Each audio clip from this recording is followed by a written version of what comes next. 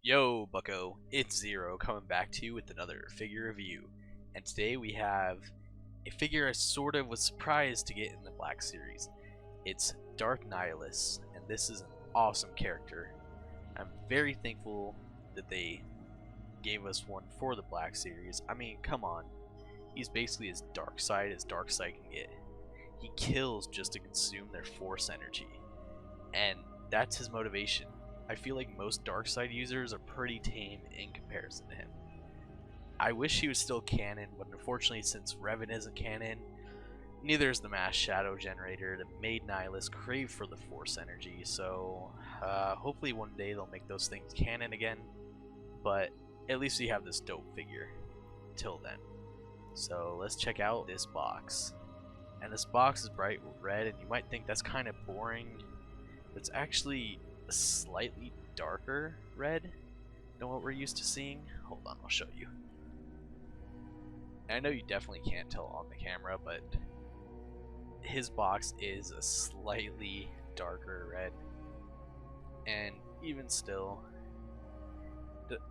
he has red on the portraits of the box, which is super cool either way. So yeah, it's a little boring compared to the other Gaming Greats figures, but man, it's still a pretty cool box nonetheless. Anyways, the front of the box, you got your Gaming Great sticker again, which is pitch black right now on the camera. That's cool. Then you have Darth Nihilus down here. Then you have your portrait in the red, Knights of the Old Republic. I need to go finish that game again. I haven't played that game in forever, and I need to go play it again, but hopefully I get to that soon. Then on the side of the box, got your Gaming Greats logo again, Darth Nihilus again.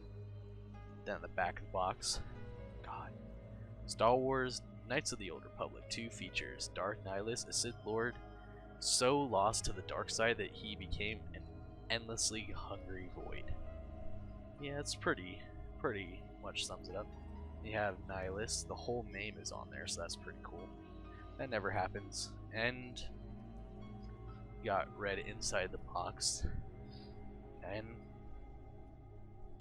oops. Top of the box, just nothing. Bottom of the box, unreadables, and let's go ahead and pop this figure open. Now I'm actually curious to see how much remolding they use, because it looks like the Darth Maul body but with different arms, so I'm hoping they changed up the legs or something. And here he is out of the packaging, and let's just go ahead and start by looking at his accessories real quick, because I can already tell you this figure is an interesting one. And here is his lightsaber, and it is slightly warped, but I'm glad they at least gave him a new mold for his lightsaber, because, you know, God forbid that even Kit Fisto and Plo Koon got new molds for their stuff, but then this does come out of the hilt. Very nice. This is a very nicely detailed. Honestly, I'm just glad that we got this mold, because look at that. That's beautiful. I don't like it as much as Revan's lightsaber though. It's a unique lightsaber, but whatever. And then in terms of the blade, it's opaque. You can't really see it. It's not like a translucent red like we're used to. And this one actually has, you can't see it on camera, but there's looks to be sparkles in there. I'm not really sure. That's strange to me. I like that though. Now getting back to the figure, this is okay. This is a strange one to me, because just looking at the figure, it's definitely the Darth Maul body. Okay, that's Darth Maul. The legs are Darth Maul, which sucks because these boots do not stand worth a damn. These boots do not stand worth a damn. Both of these figures have problems standing up right off the back. They also don't pose very well. You kind of get this, like, you can have them in this pose, so that's good. That was my biggest pet peeve with the Darth Maul figure. Oh my gosh, we'll look at that more in a second, because now everything's falling apart.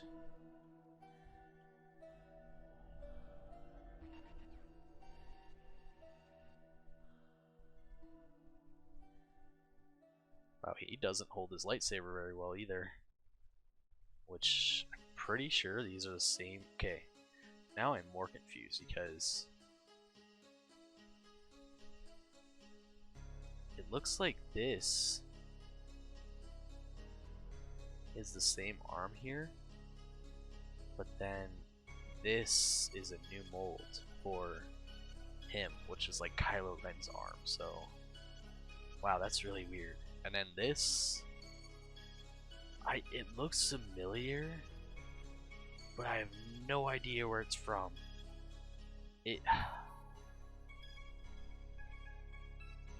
There's no way this is a new mold. Hold on, give me 1 second. I'm gonna see if I have a figure with that. And yeah, I can't figure out what this is from. This, I want to say this is a new piece, but this belt isn't. I'm almost curious because it's like this looks so familiar now that I have it in hand. This looks so familiar, but I cannot tell you what it is from. I literally looked at my shelf and there is not a single figure that I own with that. You know, if I figure it out by the end of the review or even after the review, I will show you for sure. But so that's a new part. That's a new part. That's, I think, Kylo Ren's arm. This is slightly different belt, but that's part of the mold here. And these are the same legs, which the legs are nice. The boots are not nice. They don't stand. They don't help you. You're not going to get good movement out of that. Anyways, the biggest difference between these figures is, well, the head sculpt. And let me get a close-up on that for you. Yeah, that's pretty scary. That's pretty menacing, not gonna lie. I feel like this is one of the scarier. I don't know. As a kid, when I saw pictures of this, I was like, is this even a Star Wars character? This looks like. He always looked super scary. I mean, like, look at that. The pitch black eyes and stuff. Yeah, he's a void. He's cool. They captured it here. I'm not too mad about the Darth Maul reuse in this case. I just wish that they would have changed the boots. That's literally the only thing they needed to change was the boots. Because I'm having trouble even just standing him up as we're talking. Alright, now let's get into articulation real quick. He has a hinge at the head, but you're not going to be able to get it to go anywhere. Because the hood, which I want to pull off because... yeah, no, I'm not pulling it off. The hood swivels. You got your hinge, ball joint, and then yeah, you're not getting a ton of movement there. Especially with the cape. This cape is really nice. I also think this is Kylo Ren's cape because it's just a plain black cape. But honestly, it could be wrong. Hell, maybe it's just a cape made for him. I don't know. It's nice. You got a... now I want to say I've definitely seen... hold on. I don't know. Then you have a hinge swivel at the shoulder. Get pretty decent range out of that. It's like stiff though. You can tell whatever they took this arm from was not meant to go with this. It works though. It's just a lot more difficult to move than it should be, so they barely got it to work. And it's funny too that they just happen to match the molding up with the arm. It almost makes you wonder if they how they made this work so well. Because it works really well all together. Honestly, I like this a lot more than the Darth Maul figure already.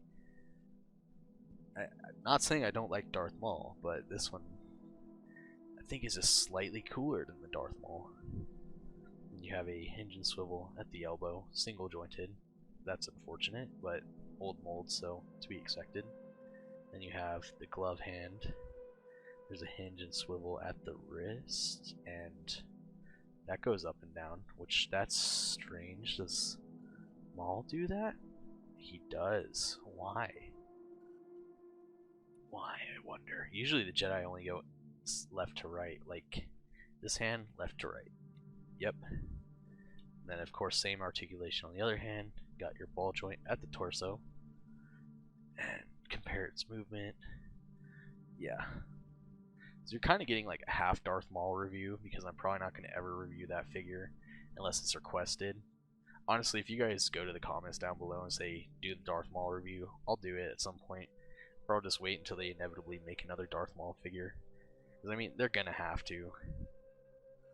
Then there is, wow, I didn't even know he had a thigh swivel. So yeah, your legs are kind of actually, for how much this is hindered, you get some pretty decent movement here. What is this? Oh, yeah, so your legs are going back that much, forward that much. That's actually really cool that they cut this so you're not getting really hindered here. And you have a thigh swivel, which, yeah, jeez, thigh swivel on both sides, double jointed knee. And he's gonna be able to kick his own ass. And he has a hinge at the ankle and a forward facing pin for rocker. And you know what? Let's try to pose this guy, because this is gonna be difficult because these boots are so great at standing. I'm already having trouble getting him to stand in like a normal pose.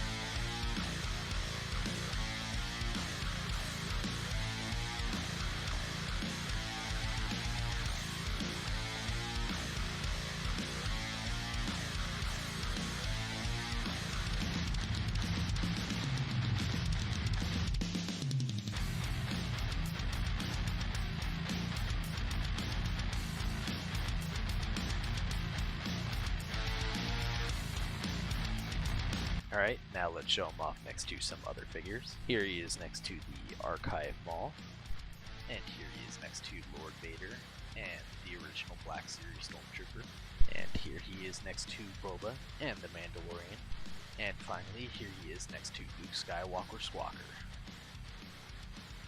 So I'm really glad we got Nihilus. When they announced him, even I was surprised, and I'm glad they are starting to give us at least some new molds for some things, even if it's really just the head. And I want to say this is a new mold too, but that's a start. Oh yeah, and also the lightsaber, duh. That's a good start. That means we're going to start seeing a lot better Game Grades figures in the future. Hopefully we can get characters like Starkiller and HK-47 pretty soon here. So I really hope this is a sign we're getting better molds. Hopefully they start working on some better molds. Hopefully we don't have a Darth Maul situation again, because I don't want to see another figure with these boots ever again. They're terrible. That's the only bad thing about this figure. Besides that, it's awesome. Awesome. Anyways, you can bring them in warm, or you can bring them in cold. Thanks for watching, and good hunting.